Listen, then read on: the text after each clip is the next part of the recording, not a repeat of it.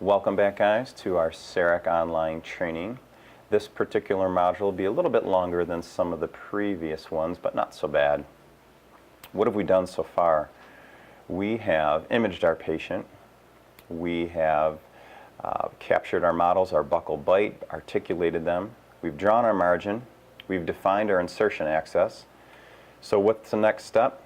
Build a tooth. And if you look down at the bottom of the screen here, it's letting us know we've done everything in green. Our margin is finished, it's in green.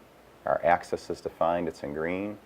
And the only thing we've got left to do is to hit this double arrow on the bottom right-hand side of the screen and let CEREC do its job. So what it's going to do, based on our prep and our images, in the adjacent teeth of our patient's mouth in this case, it's going to propose a design to us and see if we like it. Takes a few seconds here for it to build a tooth. Now remember, depending on the design mode you're in, it's going to design these based on your patient's mouth, adjacent teeth, or it's going to design it based on a tooth you've selected. And we've got modules on biogeneric individual as one of those and biogeneric copy as another. So there's our tooth. Pretty straightforward, and we've got some opportunities to take a look at it. So when I go through this sequence, when we train people for Sirona, we've got a way to evaluate the process. First thing, overall look.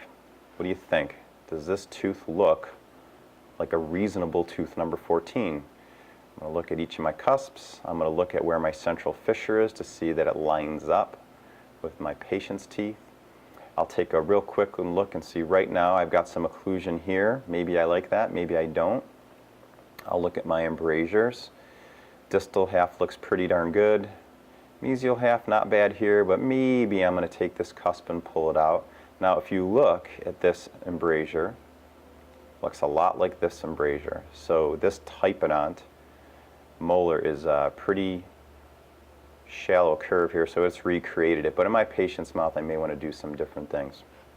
Once I've examined it from the occlusal, I'm going to rotate it, see if it makes sense. Are the height of my cusps about where I'd expect them to be? Pretty reasonable.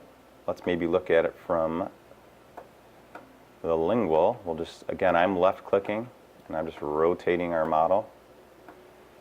How about the lingual view, the palatal view? Looks pretty reasonable. Instead of left clicking and rotating, which I'm doing here, remember I can come to view options. If I want to look at it from the mesial, I can just click mesial. I can look and say, does that make sense, this buccal contour? Does this make sense, the lingual contour? Not so bad. Let's look from the distal. I'll come to distal, click that. Same thing, I'm going to look down. Maybe this can come in a little bit. This looks a little bulky. Lingual not too bad. We'll go back to the occlusal, but I just want to get a quick assessment of where I am. And from there, I can get rid of our little view box here. We can bring up our tools. Remember, big tools is a general process. Always use big tools before you use little tools. So for this particular module, all we're going to look at is shape. It's one of my favorite tools. If you track down here, form is at the top, move, dimension, and shape. Now I know we've gone through each two individually, but we'll just give you a little quick example here. So if I click on shape, if you watched the shape tools video, and you can remember that we can choose from anatomical, circular. If I want to make a big motion in a tooth, remember we'll use anatomical. If I want to take a small piece of tooth, circular. So if I look at this tooth, I want to move this here. It highlights in yellow. It's got a little arrow to show me where I'm going to go. I'm going to left click, roll my mouse, and just bulk that out a little bit. It's that easy.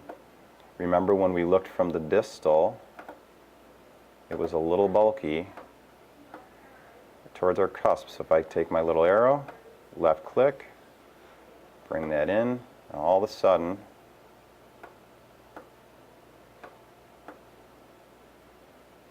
that lines up really well. Let's go back to the occlusal. Still looks pretty darn nice. And to be quite honest with you guys, if you do a nice job on a prep and a nice job on an image, It's about that easy. The only other thing I'm going to look at on this tooth that maybe I like and maybe I don't is my occlusion.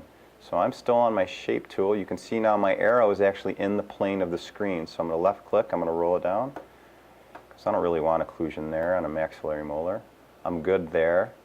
Maybe what I'll do is give myself a little more occlusion right there on that buccal cusp. Maybe we'll give ourselves a little bit there. And now all of a sudden, we're getting a tripod of occlusion, more like what you'd want, and it's really that fast. So that is essentially design and making some quick changes in CEREC 4.0.